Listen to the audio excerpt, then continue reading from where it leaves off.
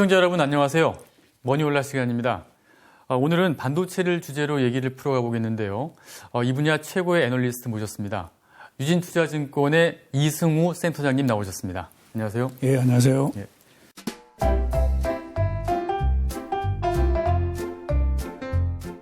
자, 이제 연말인데요. 연말 되다 보면은 이것저것 또 일도 많이 있을 것 같은데 좀 어떠세요?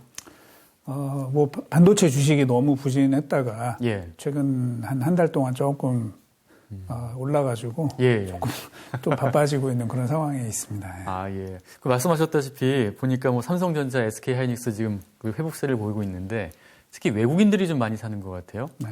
그 어떤 뭐 이유가 있습니까? 일단 가장 많이 빠져서 예. 상대적으로 밸류에이션이 많이 싸졌다는 게 가장 큰 원인이고요. 예. 이제 또 하나는 우리 D램 현물 가격이 제 생각보다는 조금 빨리 반등을 한 부분이 있어요. 야. 아직 크게 오른 건 아니지만 예. 일단 아주 소폭이지만 좀 반등을 했고 예. 그래서 다들 기억하시겠지만 지난 8월인가 이제 외국계 증권사에서 메모리 겨울이 온다 이래서 사실 굉장히 겁을 많이 먹었었는데 예, 그때 쇼크였죠 아주. 예. 그런데 오히려 이제 겨울이 그렇게 길게 가는 것이 아니지 않나. 예. 좀 빨리 끝나는 거 아닐까 이제 이런 기대감도 좀 생기면서 그동안 좀 부진했던 네. 메모리 주식에 대한 매수세가 좀 들어오고 있는 것 같습니다. 그러면 D램 반도체 같은 경우에는 재고 상황은 어떻습니까? 그 재고는 한 세 군데 정도를 봐야 되는데요. 예. 첫째, D램 메이커들의 재고. 그러니까 네. 삼성전자나 SK하이닉스, 마이크론의 재고는 굉장히 낮습니다. 그래서 저희는 사실 이제 그 부분 때문에 가격이 그렇게 많이 하락하지 않을 것이다라고 봤었고요. 네. 반면에 이제 세트 업체들, 예. 그러니까 D램의 최종 고객사들이죠. 예. 이들의 재고는 사실 조금 있어요. 있는데 이제 이것도 사실 우리가 명확하게 좀 해석을 해야 되는 게 네. 예전에는 인더스트리 전체의 재고를 굉장히 얇게 가져가는 게 굉장히 중요한 그 경쟁력의 요건이었는데 예. 코로나 이슈 그리고 미국과 중국의 갈등 이 두 가지 이슈로 인해서 안전 재고의 이 레벨이 많이 높아졌습니다. 그러다 보니까 사실은 과거에 비해서는 좀 재고가 높아 보이기는 하지만 예. 제가 볼 때는 이제 그 정도의 그 버퍼를 두고 가는 게 훨씬 더 전략적으로 옳은 선택이다라고 보고 있고요. 예. 근데 또 하나는 이제 현물 시장의 채널 재고라고 저희가 보통 얘기를 하는데 네. 그쪽의 재고도 이제 저희가 주시를 하고 있는데 사실 이제 그 현물 시장에서 전 세계에서 가장 큰 손이라고 할 수 있는 회사가 이제 미국의 킹스톤이라는 회사가 있습니다. 일반인들한테 많이 알려져 있지는 않지만 이 회사가 최근에 이제 물량을 조금 걷어들이고 있는 것 같습니다. 아, 오히려요? 네, 물량을 걷어들이면서 딜러들 우리나라로 치면 이제 용산 전자상가에 이 부품을 거래하시는 이런 딜러들이 대만에 많이 포진해 있는데 이분들도 현재는 이제 매물을 좀 걷어들이고 있기 때문에 네. 그런 것들이 현물 가격에 좀 반등으로 네. 나타나고 있는 상황입니다. 자, 그러면은 이 반도체의 이렇게 상승세가 지금 이제 상승세로 완전히 접어들어서 더 이게 추세가 좀 지속될 거라고 보시는지요? 아니면은 이게 일시적일 그런 가능성도 있습니까? 사실 현물 가격이 왜 올라가느냐에 대해서 이제 분분한 이유들이 있는데 네. 그러니까 저희는 현물 가격은 올라갈 수 있다고 봐요. 왜냐하면 현물 시장은 전체 D램 시장에서 차지하는 비중이 한 1% 내지 2%밖에 안 되거든요. 네. 그래서 사실 이제 그 가격이 올라간다 그래서 전체적으로 D램 상황이 좋아진다 이렇게 보기는 사실 어렵거든요. 네. 그래서 이제 저희는 그 고정거래 가격의 이 시장은 아직은 조금 더 하락할 수 있다고 보고 있습니다. 네. 그래서 저희 생각으로는 내년도 1분기까지는 한 10% 이상 가격이 추가로 하락할 수 있다고 보고 있는데 네. 그렇다 하더라도 제가 볼 때는 1분기에 그 정도 가격 하락하는 거는 현재 주가의 상당 부분 이미 반영이 충분히 되고도 남았습니다. 네. 그래서 이제 설령 조금 더 업황이 악화가 된다 하더라도 그게 이제 주가에 미치는 영향은 별로 없을 것이고요. 그거보다는 현물 시장이 조금 빨리 움직이니까 네. 그거를 지금 주시하는 투자가들이 꽤 많이 있다. 그렇게 보고 있습니다. 예. 그럼 현물에 대한 수요가 좀 더 늘어나게 되면은 주가는 좀 더 오를 가능성은 있겠네요. 그런 여지는 있겠네요. 그렇습니다. 왜냐하면 현물 시장에 그 거래하시는 분들이 사실은 저희 애널리스트보다 실제 이 업황의 냄새를 훨씬 잘 맡으시는 분들이거든요. 근데 이제 거기에서 뭔가 변화가 있다라는 거는 이게 바닥이 멀지 않았다. 이제 이렇게 좀 해석이 되고 있고, 네. 우리 메모리 반도체 같은 경우에는 이제 바닥에 근접했다 그러면 사실은 그다음부터는 이제 좀 주식을 늘려가는 게 네. 확률적으로 이길 확률이 굉장히 높아지죠. 그럼 최근에 이제 흐름을 보면은 SK 하이닉스가 삼성전자에 비하면 훨씬 더 많이 올랐거든요. 그 뭐 별다른 이유가 있습니까? 일단 첫 번째 이유는 예. 그 고점 대비해서 하이닉스가 더 많이 빠졌었고요. 더 많이 빠졌었고 네. 그리고 밸류에이션도 사실은 더 낮았었습니다. 예. 거의 뭐 저희가 쓰는 이제 용어로 PBR 밸류에이션이 거의 1배 수준까지 떨어졌기 때문에 네. 이건 좀 너무 과도한 거 아니야. 이제 그런 그 공감대가 많이 형성이 되면서 예. 좀 강하게 올랐고요.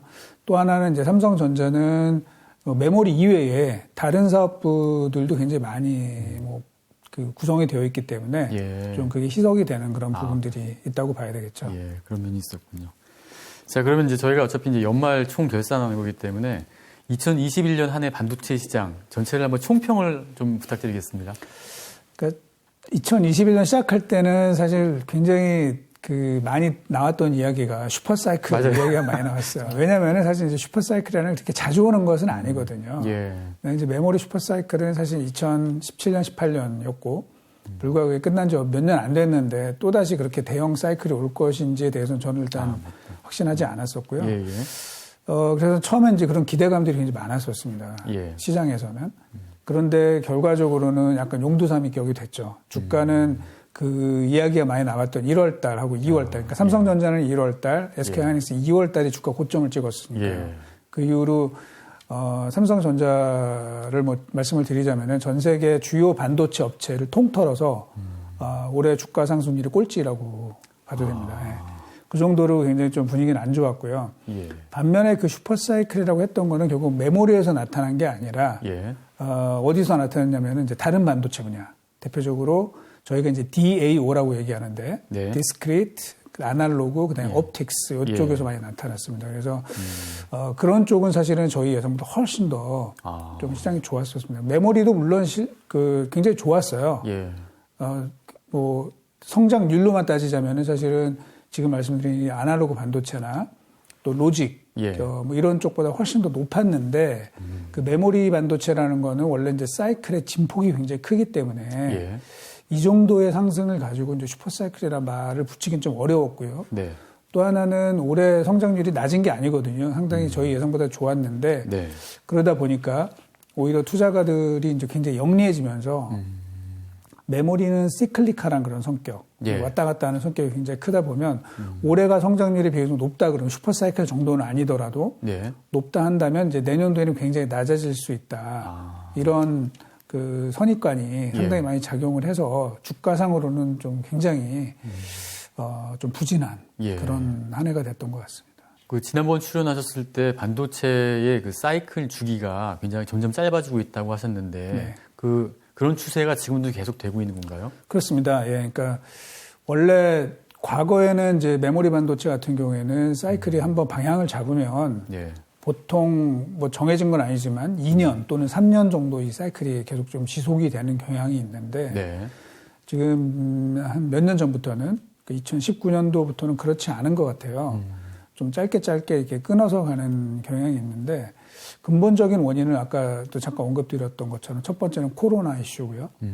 두 번째는 이제 미국과 중국의 갈등, 예. 패권 갈등이 중요한 영향을 미쳤습니다. 코로나로 인해서 글로벌 이 서플라이 체인의 안정감이 굉장히 떨어지게 되면서 아까 말씀드린 것처럼 좀 안전한 재고 레벨을 가져가려고 하는 경향들이 굉장히 높아졌고 예. 거기에 이제 미국과 중국이 갈등을 겪게 되면서 서플라이 체인이 과거랑은 완전히 이제 분리되는 예. 이런 단계로 접어들면서 마찬가지로 예년에 볼 수 없었던 그런 그 구매 패턴 예. 뭐 이런 것들이 좀 나타나고 있는 게 주요 원인이 아닐까 이렇게 분석을 하고 있습니다. 그럼 일단 올해 총평을 해주셨으니까 내년 전망까지 연결해가지고 좀 부탁드리겠습니다.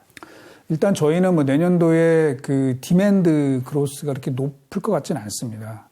세계 경제가 성장을 이제 점점 하고 있는데 네. 그런데 왜 안 좋게 보느냐 하는 거는 그동안 2년 동안 2020년하고 2021년도에 반도체 수요가 상상 외로 좋았습니다, 사실은. 네. 예. 첫째는 우리 메모리 반도체의 주요 그 수요처라고 할 수 있는 부분은 이제 PC, 서버, 모바일 요 분야인데 특히 PC가 굉장히 좋았어요. 2년 동안. 과거에 보면은 2010년 이후로 PC가 그 연간으로 성장을 했던 적이 거의 없었는데 예. 2020년과 2021년도는 결국 코로나 영향으로 인해서 흔히 말하는 이제 재택근무 예. 또는 뭐 원격 학습 이런 그 수요가 굉장히 많아지면서 노트북과 이 PC 성장률이 두 자릿수를 2년 연속으로 기록을 했습니다. 물론 이제 내년에도 저희는 뭐 이런 기조는 어느 정도는 지속이 될 것 같지만 2년 동안 너무 큰 폭의 성장을 했기 때문에 내년도에는 이 성장률은 좀 다소 둔화가 될 것 같고 또 하나는 이렇게 노트북에 대한 그 수요가 높았던 거는 사람들이 이제 코로나로 인해서 돈이 있어도 뭐 보조금 같은 걸 받고 이래서 이제 돈이 생겼는데 돈을 쓸 데가 없었던 것이죠. 해외 여행도 못 가고 또 레저 활동도 못 하고 이러다 보니까 결국은 이제 집에서 노트북을 새로 구매하는 장만하는 이런 수요가 굉장히 많았는데 글쎄요 이제 지금 뭐 코로나 우리나라 상황은 좀 좋지는 않지만 이제 미국이나 이런 데는 사실은 이게 다시 한번 봉쇄에 들어갈 것 같지는 않거든요.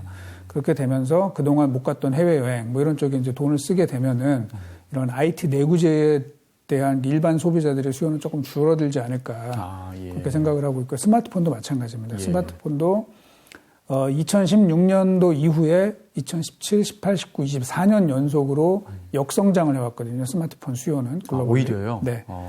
그러던 것이 이제 코로나로 인해서 2021년도는 5년 만에 이제 플러스 성장을 했습니다. 그리고 이제 내년도에는 과연 어떻게 될 건지 물론 이제 변수는 여러 가지가 있지만 저희는 뭐 다시 올해보다는 좀 낮아지지 않을까 그렇게 생각을 하고 있습니다. 그래서 전체적으로 이런 스마트폰과 PC의 수요가 올해보다 좀 둔화가 될 것이고 반면에 이 흔히 요즘에 이제 굉장히 얘기가 많이 나오고 있는 메타버스 뭐 이런 거 관련해 가지고 데이터 센터 그리고 이런 서버에 대한 투자는 좀 지속이 될 것 같습니다. 그렇다 하더라도 전반적으로 저희가 종합을 해보면은 올해보다 그 수요 증가율 전체적인 이 반도체 수요 증가율은 다소 좀 둔화될 가능성이 있다. 그래서 그 시장이 아주 강하기는 어려울 것이다라고 봅니다. 그래서 성장률로 따지자면은 그 D램 시장이 작년도 대비 올해가 한 40% 이상 매출액이 성장을 하게 됐을 것 같은데요. 내년도에는 이제 그거보다는 좀 상당히 좀 둔화될 것으로 보고 있습니다. 그럼 시스템 반도체 쪽도 마찬가지로 내년에도 그렇게 수요가 이렇게 많이 늘어나지는 않을 것 같다 예상하시는 건가요? 그 시스템 반도체도 보면은 올해 성장률이 한 25에서 30% 정도로 굉장히 높았는데 내년도 그러니까 시스템 반도체는 이제 우리 메모리에 비해서는 이 진폭이 되게 적죠. 그래서 뭐 내년도에도 저희는 두 자릿수 성장을 할 거는 같지만 올해보다는 다소 둔화되지 않을까. 왜냐하면 올해 워낙에 큰 폭의 성장을 했기 때문에 다소 둔화되는 그림이 나오지 않을까라고 생각을 합니다. 자, 그런데 여기서 제가 이제 부연 설명을 드리자면 이제 주식을 연구하는 그 애널리스트 입장에서 보면 그러면 메모리 반도체 성장률이 그렇게 둔화되면 주식으로서 재미없는 것 아니냐 이렇게 생각하시면 안 된다는 겁니다. 왜냐하면 사실 올해가 그 성장률도 되게 높았고. 그러니까요. 삼성전자나 SK하이닉스도 저희 애널리스트들의 예상치를 훨씬 뛰어넘는 실적을 냈거든요. 근데 그럼에도 불구하고, 그러니까 메모리는 시클리컬한 그런 성격이 굉장히 강하다. 이런 이슈 때문에 사실은 이제 주식을 구매를 안 했거든요. 특히 외국인 투자가들이. 근데 내년도에 그 둔화되는 것들, 이거는 사실은 이미 반영이 되어 있는 거죠. 내년도에 성장률이 둔화될 것이라는 거는 올해 1년 내내 삼성전자 주가의 상당 부분이 반영이 되어 있는 것이고 그렇다 그러면 이제 내년 이후에 또 어떤 그림이 그려질지 그거에 대한 시나리오를 써 나가게 될 겁니다. 근데 이제 저희는 뭐 여러 가지 이슈가 있어요. 뭐 DDR5 효과도 있고 또 그걸로 인한 그 이제 칩 사이즈가 이제 커지면서 나타나는 이제 그 공급의 둔화, 공급 증가에 대한 둔화 이런 변수들을 감안했을 때 내년도 하반기부터는 사이클이 다시 좀 좋아질 가능성이 있다고 보고 있습니다. 그래서 내년도 성장률이 낮아지니까 주가가 재미없는 거 아니냐 이렇게 생각하실 필요까지는 없다. 오히려 그 반대가 될 가능성이 상당히 있다 이렇게 보고 있습니다. 그러니까 몇 년 동안의 그 사이클을 보면은 오히려 삼성전자, 하이닉스가 최고의 실적을 거뒀을 때 오히려 주가는 그때부터 확 빠지더라고요. 오히려 반대일 땐 또 올라가고. 그러니까 참 어려운 건데 이렇게 투자자들이 굉장히 오랜 그 사이클을 지나게 되면서 굉장히 영리해진 것이고 결국은 실적이 좋다라는 얘기는 그 다음부터는 더 좋아지기가 굉장히 어려워진다는 네. 이런 그 관념들이 많이 생겨가지고 오히려 그때 차익 실현을 하게 되는데 그게 이제 점점 좀 빨라지고 있어요. 예. 그게 올해 1년 내내 우리 개인 투자가들을 상당히 힘들게 한 그런 부분이 아니었나 그렇게 보고 있습니다. 그리고 그 PC하고 지금 모바일 말씀하셨는데 그 나머지 한 분야인 그 서버 쪽에 대한 수요는 좀 어떨 것 같습니까? 그 아까 말씀드린 것처럼 저희 좋을 걸로 보고 있는데 네. 그 근거가 뭐냐라고 이제 물어보실 수가 있거든요. 첫째는 저희가 그 전 세계 뭐 각 정부별로 또는 기업별로 이런 데이터 센터 프로젝트들이 발표가 되고 있는 것들이 있는데요. 네. 올해 상반기만 하더라도 뭐 코로나 이슈도 있고 뭐 그러다 보니까 이렇게 투자가 집행이 많이 안 된 것들이 많아요. 그런데 이게 지금 올해 뭐 9월, 10월 넘어가면서부터 그 대규모 투자 계획들이 지금 속속 발표가 되고 있습니다. 예. 그래서 저희가 뭐 주간 단위로 이거를 지금 업데이트를 하고 있는데 저희 예상보다 훨씬 많게 지금 발표가 되고 있고요. 예. 또 하나는 이제 전 세계 그 IT를 이끌어가는 이제 빅테크 기업들이 있습니다. 예.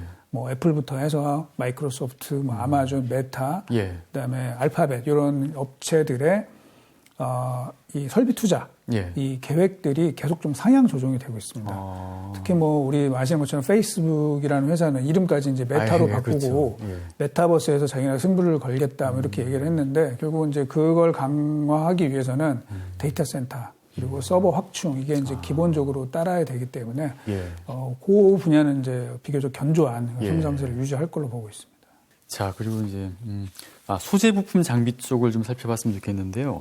이쪽은 일본 업체들이 아주 강력하게 장악을 하고 있다고 하는데 그 전 세계에서 비중으로 봤을 때 한 어느 정도 차지하고 있습니까? 그 장비 분야에서 일본 그 장비 업체들이 차지하고 있는 비중은 약 32% 정도 예. 되고요. 소재 분야에서는 사실은 이제 한 19% 정도인데, 예. 근데 이제 문제는 그 단순한 그 비중보다는 좀 중요한 장비랑 예. 중요한 소재 이쪽에 일본 업체들이 좀 강점을 많이 갖고 있기 때문에 예. 그 실제 중요도는 그보다 좀 높다고 할 수 있고요. 예. 특히 이제 반도체 특성상 장비 한두 개, 또 소재 한두 개만 사실은 조달에 문제가 생겨도 예. 이게 전체 반도체가 생산되기 어려운 부분들이 좀 생긴다는 점에서 숫자로 보이는 그거보다는 훨씬 더 중요도는 높다고 봐야 되겠죠. 그 상대적으로 이제 국내 업체 같은 경우에 수준이 좀 많이 올라왔습니까? 그때 일본 업체가 뭐 중요한 세계 소재를 우리나라에 네. 공급 안 한다고 그래요. 좀 까다롭게 한다고 그래서 그때 예. 난리가 났었잖아요. 그러니까 소재는 사실은 이제 우리나라 업체들의 점유율이 한 16% 정도 되니까 예. 전체적인 이제 금액으로 따지면은 일본에 비해서 그렇게 많이 뒤처지는 건 아니죠. 근데 이제 장비 같은 경우는 한국 반도체 장비 업체들의 시장 점유율 한 4%밖에 안 됩니다. 그래서 예. 굉장히 아직은 수준차가 많이 나오고 있고요. 그다음에 이제 일본에서 그 까다롭게 했던 수출 규제의 그 품목은 일부는 사실은 그 국산화에 성공을 했고 네. 또 일부는 수입 다변화를 좀 통해서 어느 정도는 그 리스크를 좀 경감시키는 그런 일들이 그동안 이제 진행이 됐다고 보시면 되죠. 예. 자, 1부에서 마지막 좀 여쭤볼게요. 내년 반도체 분야의 개인 투자자들이 투자할 때 그 꼭 고려해야 될 포인트가 있다면 좀 어떤 게 있을까요? 뭐 지금 올해 그 반도체 산업을 뒤흔든 가장 큰 그 사건은 결국 코로나하고 미중의 패권 갈등인데 네. 문제는 이게 이제 계속 될 거라는 거죠. 그렇죠. 네, 계속 될 거라는 것이고 특히 저 미중 관계가 뭐 어떻게 될지는 제가 볼 때는 이게 점점 만만치 않아지는 것 같습니다. 예. 심지어는 뭐 미국이 베이징 올림픽에 외교적 보이콧을 한다고 뭐 이렇게 되면서 예. 여러 가지 문제들은 계속 될 겁니다. 그러면은 이제 뭐냐면은 그동안 30년 동안, 그러니까 소련이 해체된 이후에 30년간 유지되어 왔던 미국과 중국을 양축으로 하는 세계 경제 성장. 예. 이게 사실은 근본부터 사실 흔들릴 가능성이 있게 됩니다. 그리고 뭐 상대적으로 우리나라 반도체 업체들은 좀 주가가 많이 부진했지만 그동안의 전 세계 주가는 사실 많이 올랐습니다. 예. 많이 올랐기 때문에 절대적으로 이 주가가 싸다 이렇게 좀 보기는 어렵습니다. 그래서 내년도에 그 주가에 대한 너무 큰 기대감을 갖고 투자하시기보다는 예. 조금 내년부터는 제가 볼 때는 좀 리스크 관리를 하면서 그 밸류에이션이나 이런 것들도 좀 감안을 하시면서 투자를 해야 될 것 같고요. 예. 다만 좀 희망적인 거는 국내 주식 시장이 상대적으로 밸류에이션은 매력도가 상당히 높은 편이고 네. 특히 삼성전자나 SK하이닉스는 더욱 그렇습니다. 네. 그래서 그런 측면에서 좀 그 반도체가 올해 부진했지만 예. 내년도에는 세계 시장을 좀 아웃퍼폼할 가능성이 있다. 그렇게 말씀드리고 싶습니다. 예. 이거는 사실 국가 운명을 좌우할 수 있는 굉장히 큰 이슈라고 보고 있습니다. 특히 우리나라가 전 세계에서 가장 그 강한 산업이 바로 반도체고요. 반도체는 그 자체의 시장 규모는 크지 않지만 현재 그 현대의 모든